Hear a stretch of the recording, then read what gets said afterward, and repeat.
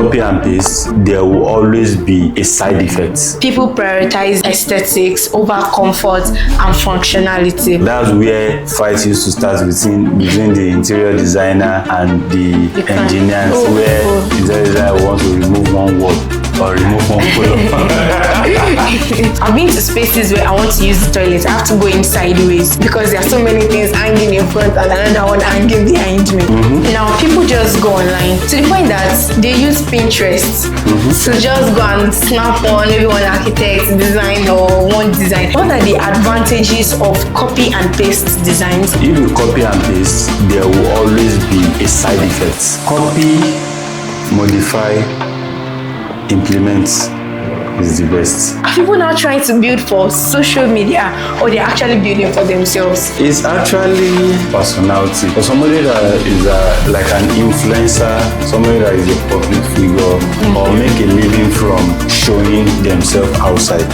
You just have to design on what they want because that's where they make their living. You know, people just tend to like believe that because something is cheap, it might not be real. Then they go to the one that is not expensive. When things are so cheap, something is wrong. At the end of the day, you eventually get a shabby work, right? Something will be wrong. So how do you handle clients that want to pick aesthetics over comfort and functionality? Hello everyone, welcome to another episode with Realistic Project. I'm the moderator and host for this particular discussion. My name is Favor Orok and I'm here with Mr. Adebayo Giwa, the Managing Director for Realistic Project.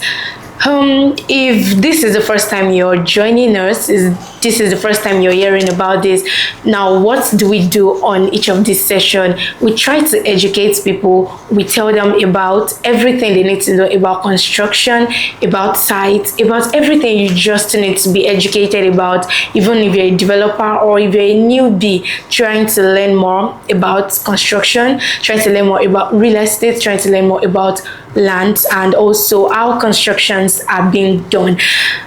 And if you're looking at the conversation so far, you might be asking, what's this conversation going to be looking like? I mean, most of these conversations are being realistic and most of these conversations has given us insights. They've given us a very vivid and valid overview of everything we need to know about construction. So if you have any inquiries or you've missed out on last episodes, I mean, we started with, is it better to build or to buy? You might think that's a very controversial statement, or you think that's a very controversial topic, but I'm going to urge you to go to the YouTube channel at Realistic Project and watch all of this session gradually. I mean, the holiday last week was the holidays and you're going to be having a new weekend ahead of you. That's a very good way to enjoy your holiday, and this is our very first episode for the month of June. So what do we have today? We have the most overrated trend in construction today. You've heard a lot of people that want to pick aesthetics. You've heard a lot of people that want to go for social media. They want to just do a copy and paste from social media without gaining clarity from their contractor, from their construction personnel that they want to use for their project. So instead of doing a copy and paste for social media, you might just be lucky to, avert resources that would have been wasted by clicking on this video and watching it carefully and painstakingly. So we're going to be talking about the most overrated trends in construction today. Maybe you've fallen prey of that. I mean, you don't need to beat yourself so much. I'm going to be discussing this right here with Mr. Adebayo Giwa, who is the Managing Director of Realistic Project, and everything is going to be bringing will be realistic. Thank you. So today we're going to be talking about the most overrated trends in construction today.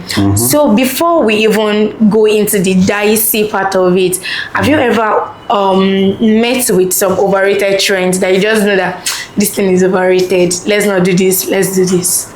Okay, yeah, there is a lot of things online now. Some are of good advantage while some are of disadvantage.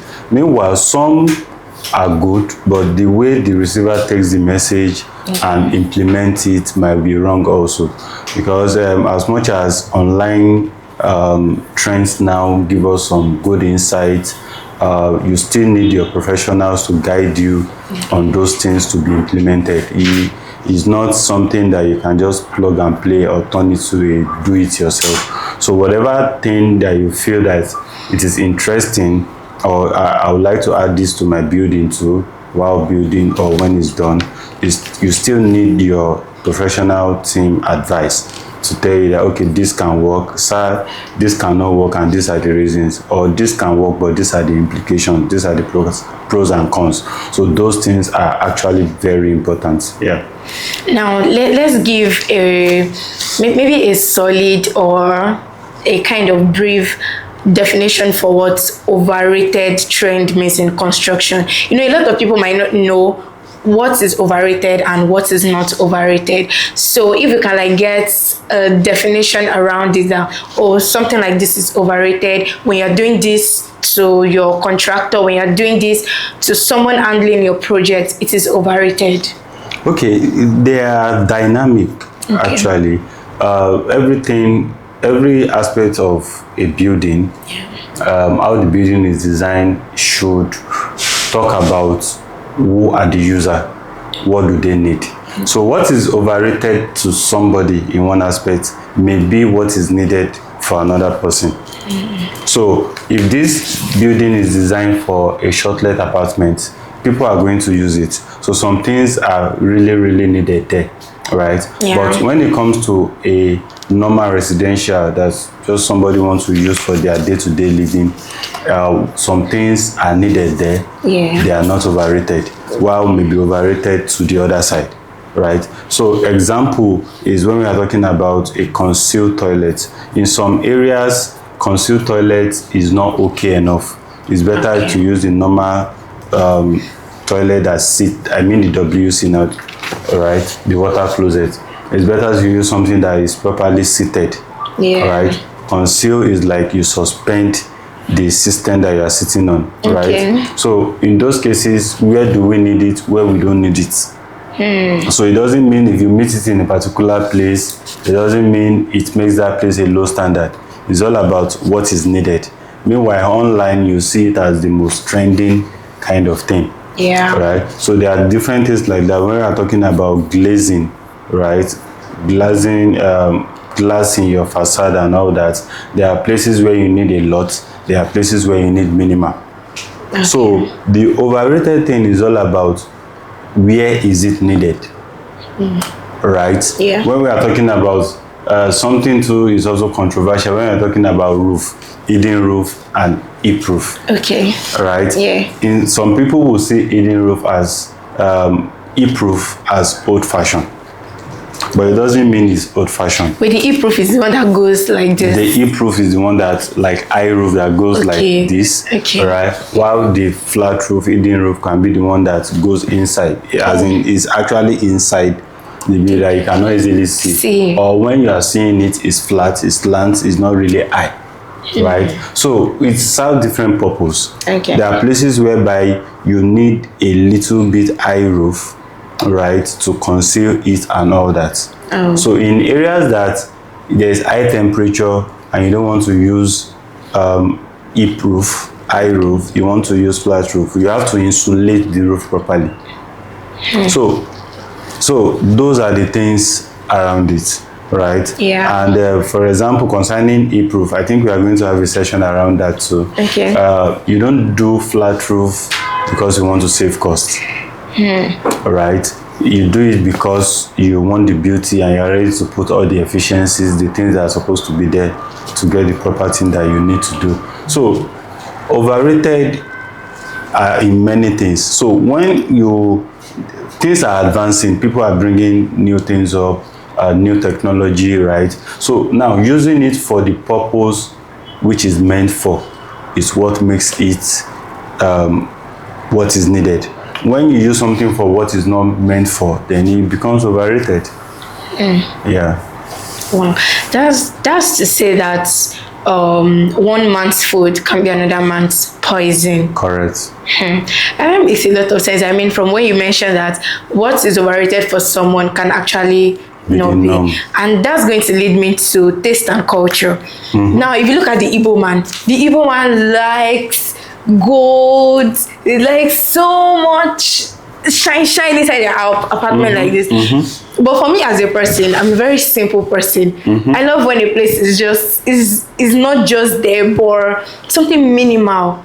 So when someone is now trying to, bring in their own kind of construction to you, are there some points where you feel like this thing is too much, or you try to pick their taste and their culture into cognizance? Yes, taste and culture is very, very important. Yeah. It's something that, you must recognize for your clients. Okay. Right? This is how they feel, this is how they want. As far as it's not affecting the structural distance of the building, then when it's going to affect maybe the maintenance. Okay. There are cases whereby clients want this, and we try to advise them that yes, what you like, fine, but we now try to balance the taste and culture with maintenance and durability. I'll give you an example. In some cases, when somebody wants something very fancy, tile, for example, they want something very colorful, a lot of pattern on it. But on the long run, tiles with a lot of pattern on it tends to fade.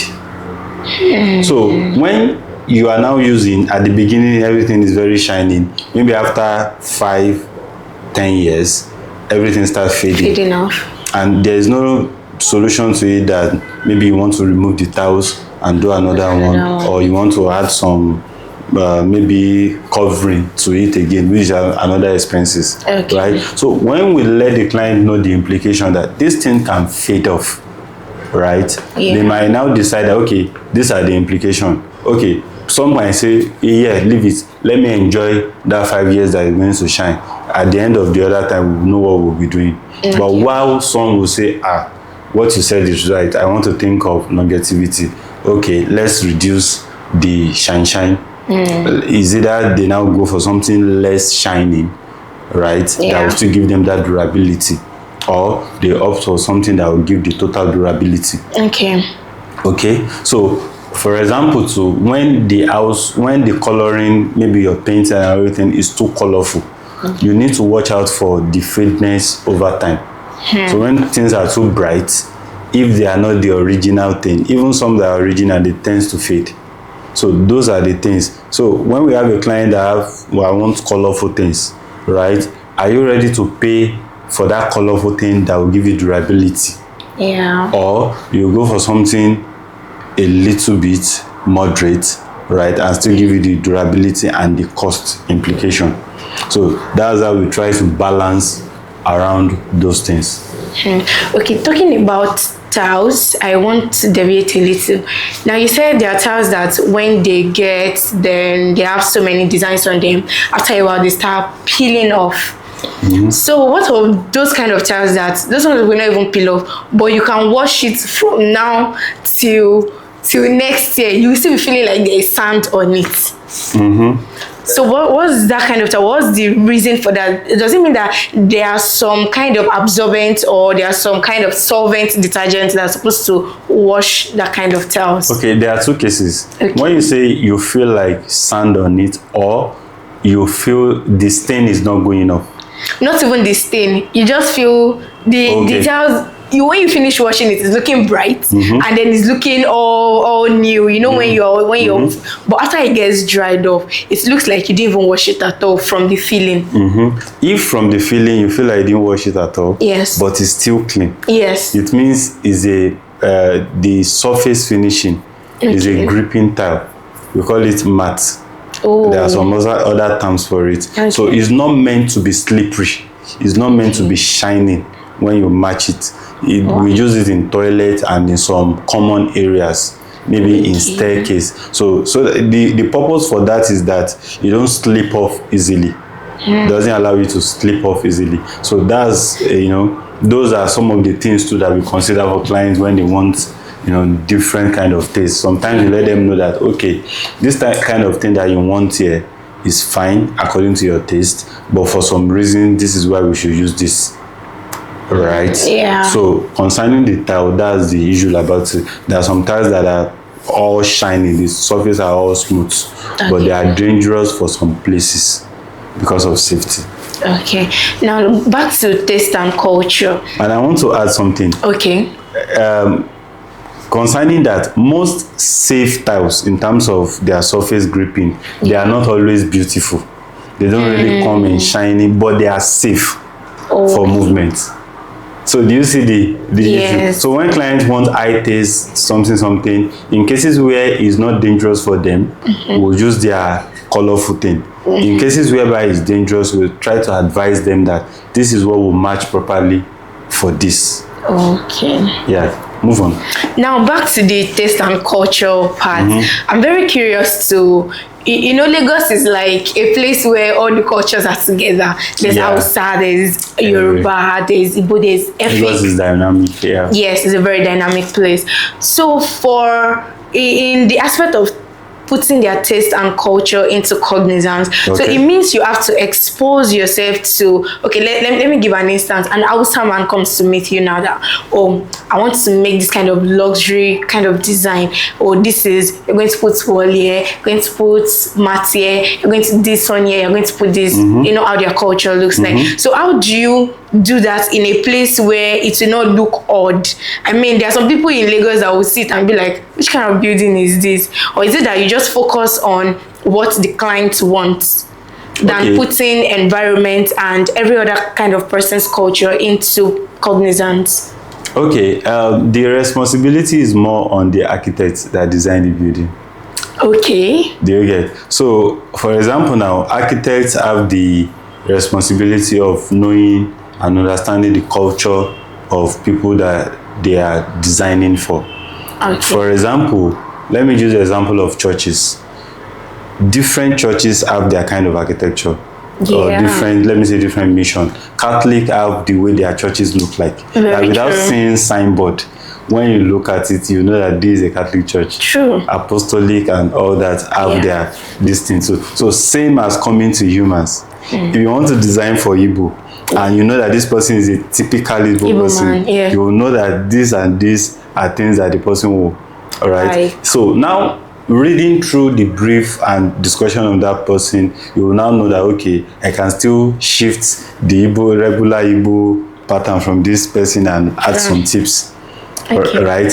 If you are dealing with, for example, if you are aside tribe, if you are building or designing for a young person, okay, all right, an older person, there are differences. True. So if the way you are now relating with the older person will now let you know that if you can chip in some modern things into their this thing. So in the design stage, right, we have the responsibility of balancing all those things that the person wants to what is safe and durable.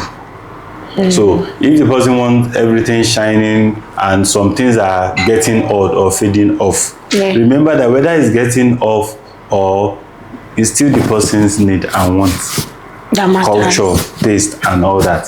So he's now trying to do all those things. So when the architects have done justice to balance those things with the person, right, then we that are building now implement. Then if there is need for adjustments, we'll try to call the attention of both the architects and the clients. Okay, can we make this like this just to improve on things? And most times it is during design, the common way that people do that we have been trying to correct and let them know now is that most people leave their interior design till when they finish the building. That's when they start thinking of how the interior is going to be. Most people just go for the architectural and the 3D, how the external will look like.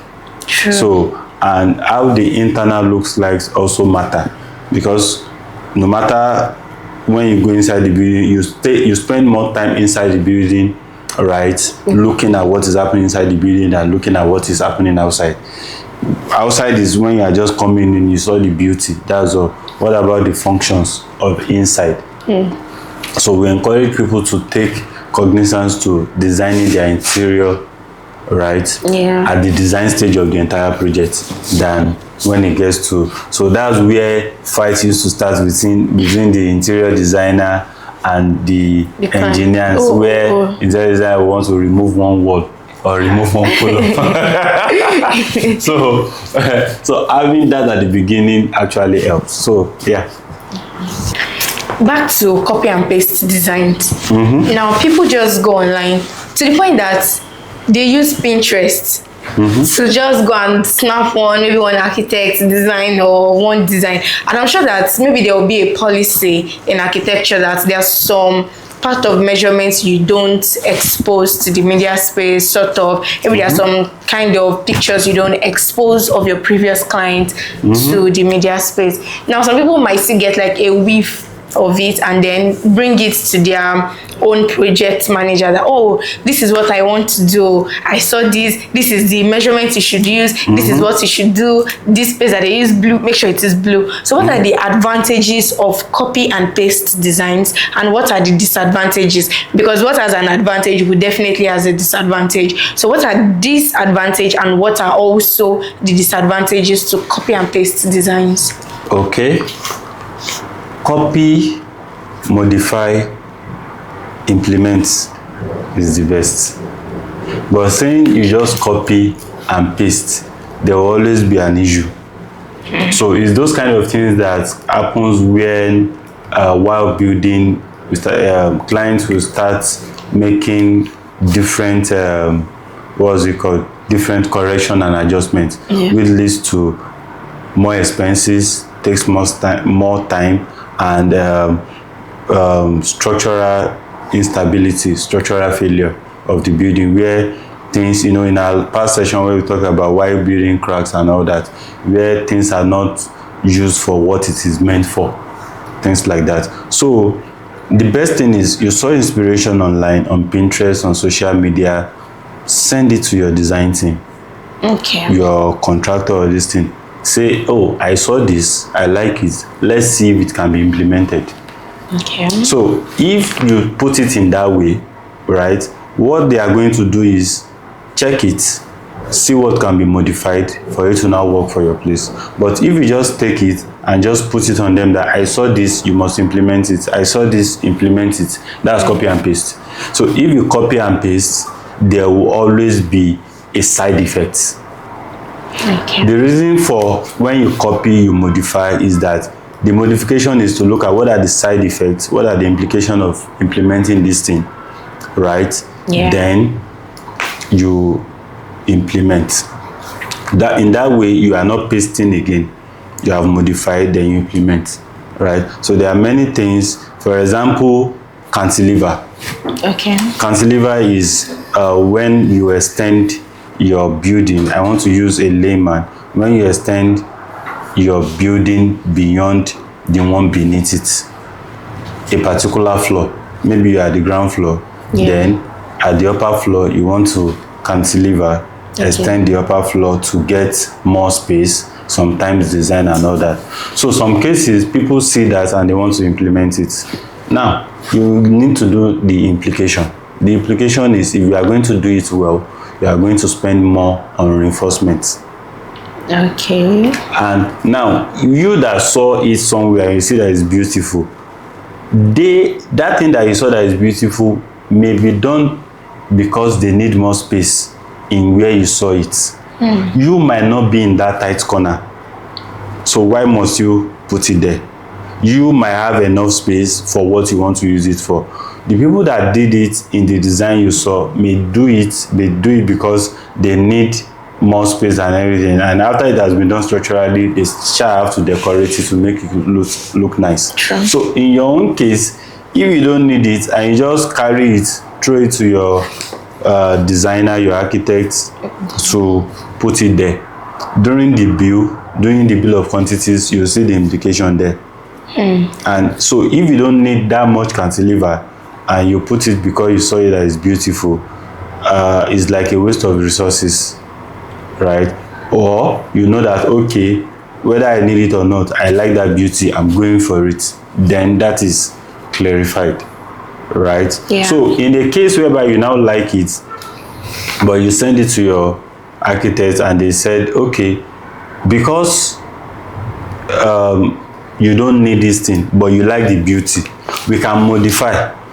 In the case whereby you don't have that much cantilever, but we'll modify something that will make it look like that. You still have that beauty, then we implement.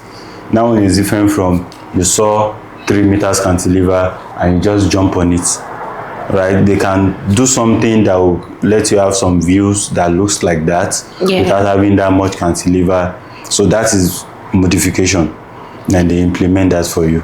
So those are the dynamics around it. Copy and pasting. So it's okay to copy but modify and implement. So that's going to lead me into people prioritizing aesthetics over comfort and functionality. Okay. And this one might even be a little controversial too. As a lady, I love serene to an extent. I want a place where I can hang my cup. I want a place where I can hang my bathrobe. I want a place where I can this. And I know that, for instance, I want to use this space for both toilet, kitchen, and bedroom.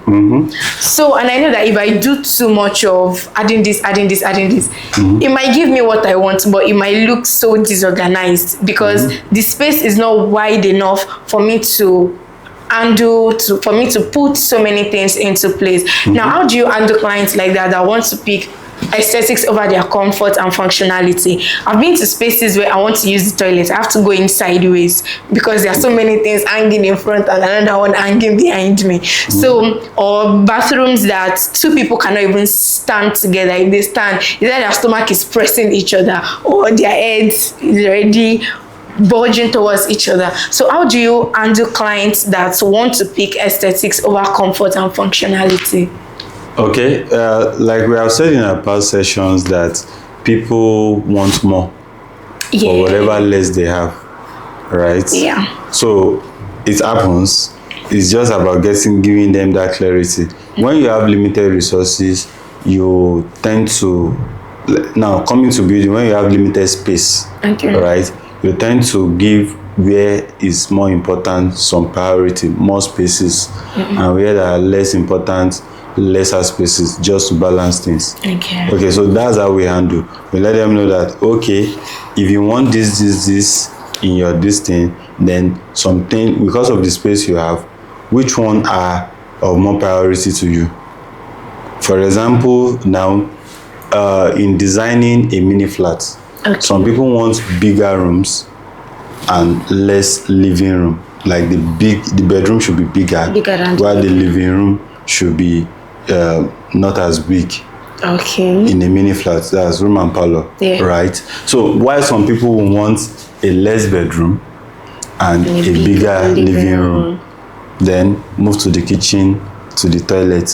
What are your priorities? So if you are now designing a duplex, you want to know a duplex that you are designing for somebody that is in diaspora, coming to Nigeria once in a while, right? Maybe at festive periods. The way you arrange their spaces will be different from somebody that is fully here. Wow. Right? So that's how we manage people, with less space and need different things to be done. Right? That's how we try to let them know. So all these things is clarity at the design stage that is needed. So we try as much as possible to give our clients clarity at the design stage before we enter the main construction.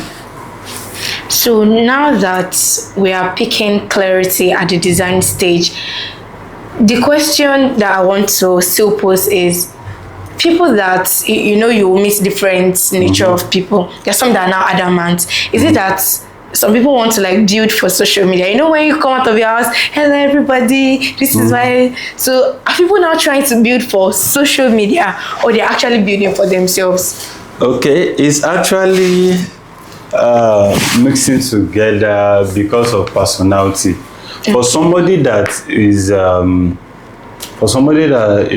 like an influencer, somebody that is a public figure, or make a living from showing themselves outside, you just have to design on what they want, right? Because that's where they make their living. So if it's in showing what I have, showing this, showing that, yes, you have to do according to what. Then what you just work on is the building still stable, right? The functionality, the durability, right, are still there. What you are thinking, like I said, that somebody that is in terms of function, Yeah. functionality actually works based on each person personality, Okay. their lifestyle and all that. When I said earlier, I said somebody that wants to build a duplex for his or her family, that only when they are coming for festive period, there are some things that we are going to consider there, Okay. different from somebody that is based in Nigeria and do all their things. True.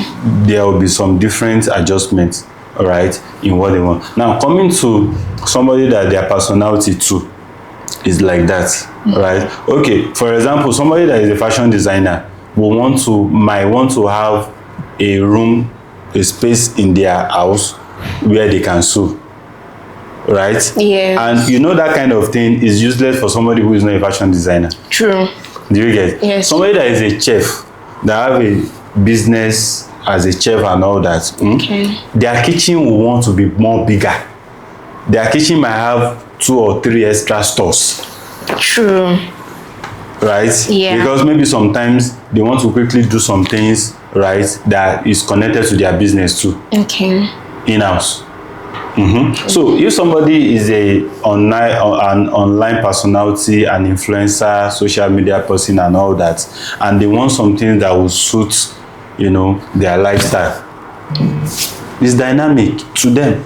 That thing is now needs to be unique to them. So you try to put all those things. For example, that kind of person, the external view of their building have to be very beautiful, have to match some things. Now, the internal too have to match some things. Now, somebody might be an influencer or online personality and all that, but they are also a minimalist in terms of the kind of design. It also means their design will be a minimalist. We call it minimalistic design. Okay. So, you see, so what is overrated to somebody in one side is what is a norms to another person. So, in a bid for most of these aesthetics, I mean, there are people that still tend to like imbibe the Western kind of, in the olden days, most of the things we used to see is clay, grass, dry grasses, bamboos, and then thick Iroko tree for carving of chairs and every other facility in the house. Now, when when civilization came into existence, came into place, and it has started, evolving and then taking shape, you can now go into a particular space, you can go into a home, you see glass this, glass that, glass that. So where should the boundary be set between imbibing some of these things? Especially look at now that it's a rainy season. So there are some facilities that will not protect your house from rain. Maybe you're the type that you're using a window blind and then you don't have window behind. You just want to, as far as the window is covered, no problem. So what are some of these amenities? What are some of these facilities that people use in the houses that should not, because of Western civilization thingy, now put into existence? They should just go for the normal thing that is good for the normal house, especially for excessive glass. So how do we navigate this kind of facilities? Okay, there's actually a lot around that. Okay. So for example, now if you want to use more glasses, it means you have to have in like hot environment. It means you have to have a lot of air conditioning that will keep the in-house. Okay, why is that so? Right, because glass easily absorb it and allow it inside. Oh wow. Okay, so those things, have a lot of things to play out. Talking about things abroad, in some areas abroad, there are chimneys and all that to keep the house warm. Okay. In cold, this thing. Now, do we need it here? So, most cases, we don't need such here because our weather is not up to that much cold, to have that here, right? So there are many functional things that even some things are no longer a trend abroad. they now have other things they use to replace them. Right? So now, but we are still taking it as something that we are still doing. Right? So another thing is that, like I said earlier, things are dynamic. What we need in particular place may not be needed in another place. True. Right? There are some places whereby you need to have a fan extractor in your toilets. There are places that you don't really need it. So in places that you don't really need it, it's like a waste of money. Right? There are places where you need a smart home, where things have to be like automated. Yeah. There are places where and all these things are things that need to be properly serviced. So if you now put it in a place where you don't really need it, it's not properly serviced, then it can get things complicated in the house again. Wow. Okay, because for example, a smart home has to be on the internet always. So are you even willing to spend that kind of money? Do you need it? If you need it, you can spend it. If you don't need it, no. Or even in a country where the network is, imagine there's emergency and you need to.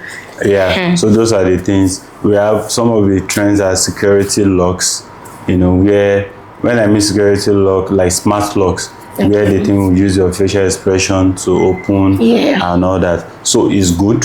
Another thing is, how secured is it? So there are cases, so all these technologies, some are giving us a very good advantage, while some have side effects. So those side effects, you need to know it and know that, okay, can I still work with this if it happens? So there are many trending things in terms of chairs that we sit on, in terms of even in the structural aspects of construction. Yeah, we use cement. There are cases whereby people have tried to use fiberglass for concrete mixtures. So we have seen where it can last, where it cannot work, or the longevity. Do people really adopt it? Before cement, granite, sand are being adopted for concrete works, there are many other structural members that people are still researching on. Right, and people are still doing now. People have tried using bamboo as a mode of reinforcement. Okay, we have seen where it can work, where it cannot work. And there are reasons why the current steel that we are using is what we are using more for construction. So those things are dynamic, right? It works in some places, it doesn't work in some places. Right, so those are the things around it. Now, change, they say, is a very constant thing. So over time, we're going to be experiencing changes, and we've been experiencing changes. Now, there are some trendy facade that over time it will start aging. And then how is this going to affect the overrated trend in the construction industry today? Okay, facade have been revolving a lot. There are times whereby wood items are used for facade design. Later steel, later concrete, later glass. Then there are some aluminum this thing. So sometimes, if it's properly designed, some will work for some mode of insulation into the building. To insulate some cases. For example, if a building is a studio, it's more of a studio, a radio place, or a studio where music has been, aside the inner room that will be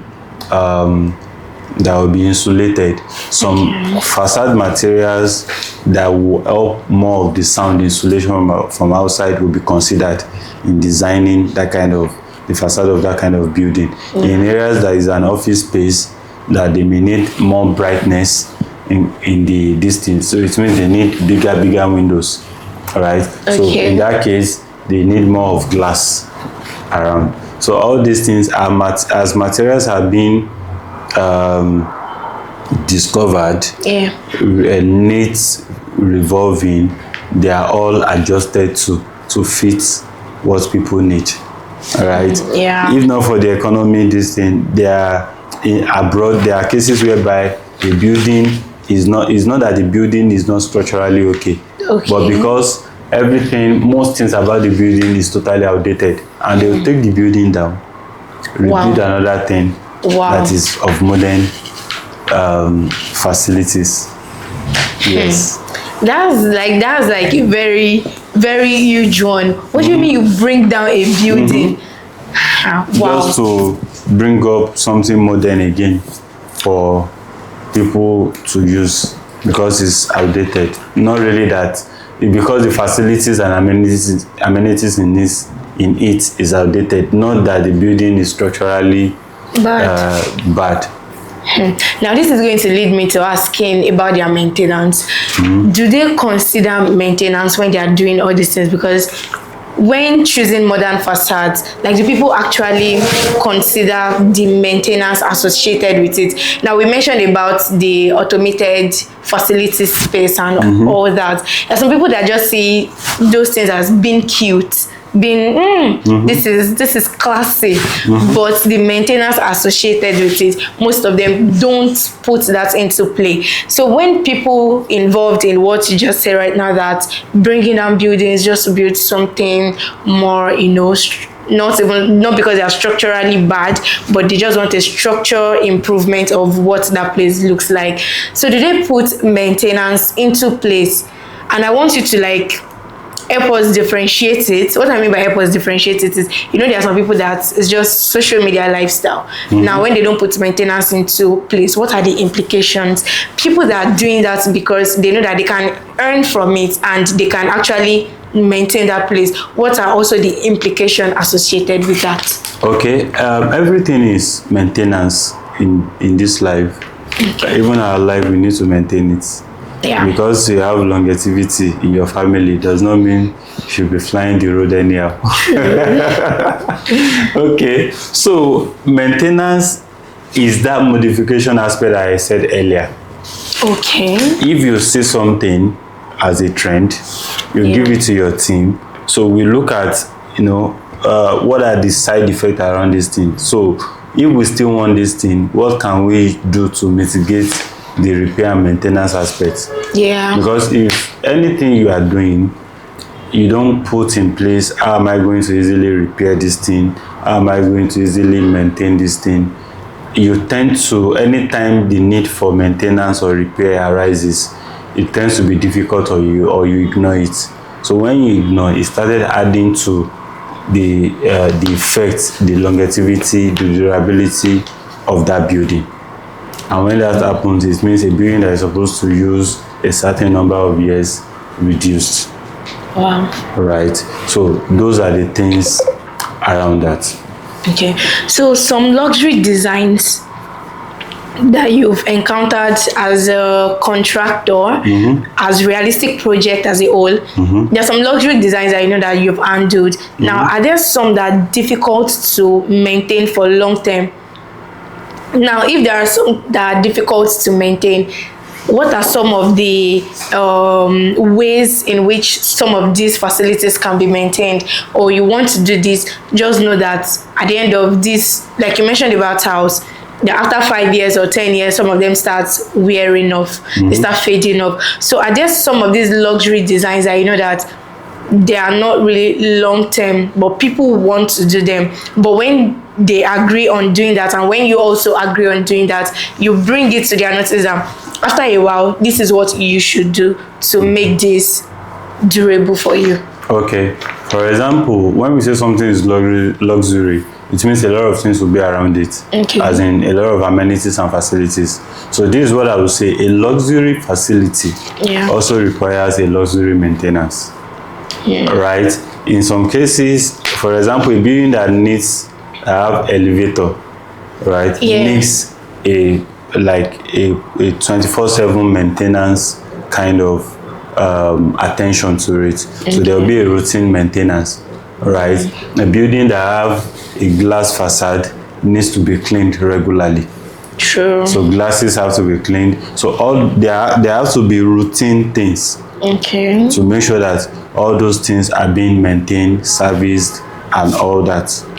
Right. So that is how those things are being. So when we complete a building, there's also a kind of facility management plan to make sure that, okay, these are the things. So you might decide to do it yourself, right? So these are the things you need to be watching on all the time. For example, even your lighting facilities need maintenance.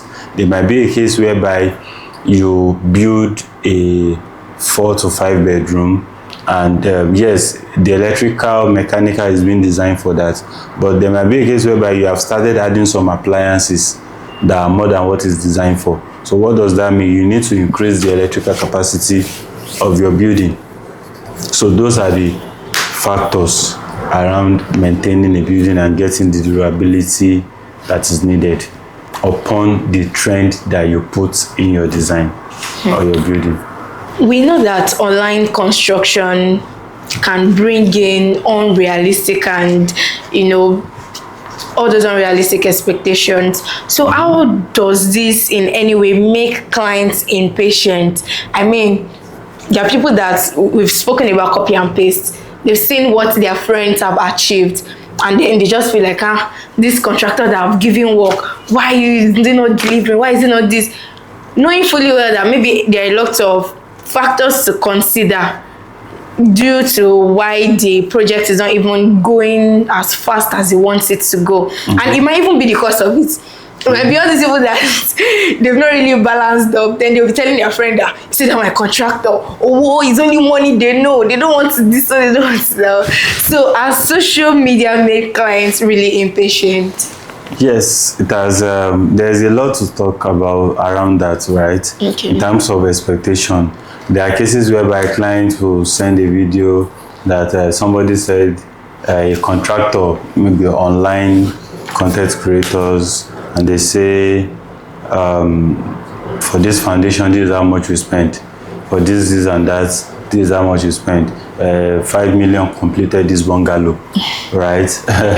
So all those things makes people feel like maybe the people they are really seeing physically to discuss this thing with are over hyping or overrating the amount for their project, especially in the aspect of amount, right? That people comes online and say this is how much they used to build this for their clients, and the clients will now be comparing to what we are giving them, right? So in most cases, those people just came online to lure them in without telling them other things around it. So by the time they now sat down or lure them in to embark on that project, they'll start seeing different issues, different hidden payment, different surprises payments, expenses that they need to incur on that project. All right. So in terms of cost, it has actually affected, or I don't know how to put it, how clients expect, what clients expect on, okay, with this 10 million, I'm supposed to complete my duplex. So all those things, are things that really affect how the expectations of clients. Yeah. And does this also in any way underestimate the real cost of quality construction? So for instance, my best friend is telling me something, I want to pick whatever my best friend is telling me over what my contractor is telling me. So, and that one in a way has really underestimated quality construction. But before we go into that question, should we now say that content creators that for construction companies should please be telling people the truth, or they should just take it as a marketing strategy, but they should still be a little bit open about it, that okay, this thing is not like it is 5 million like that. So there are still some underlying things that you're going to pay for, or we should just leave it as that. And any clients that falls into that kind of trap, I mean, you already saw something good, but because you heard this is at a lesser price, you just run towards it, and then you now got there, and then things start getting accumulated. Okay, so telling the truth is just the best, and even if you are trying to, let client know that, okay, these are around your budget for this kind of thing, you still need to put the caveat that, okay, there are still some expenses around it that needs to be, so that one might now be, specific for example, your location, what you want to build, where you want to build it, and all that.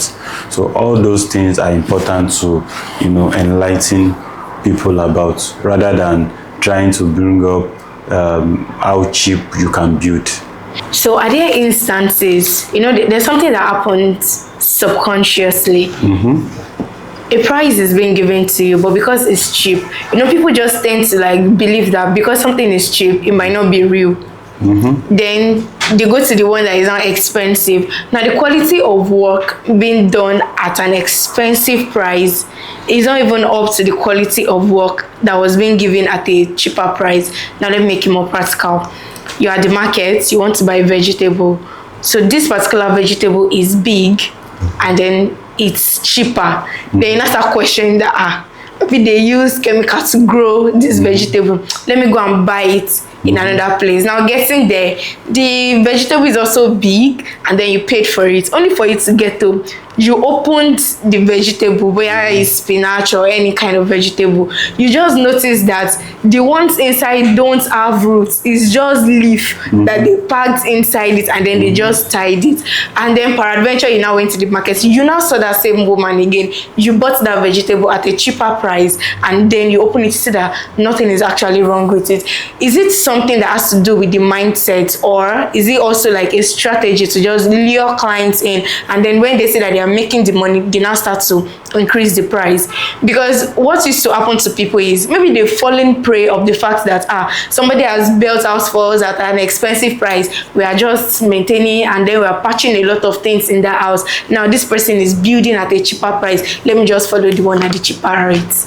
Okay, it's things that happen actually. Okay. But do you know that from what you have explained, you have known the record of each person?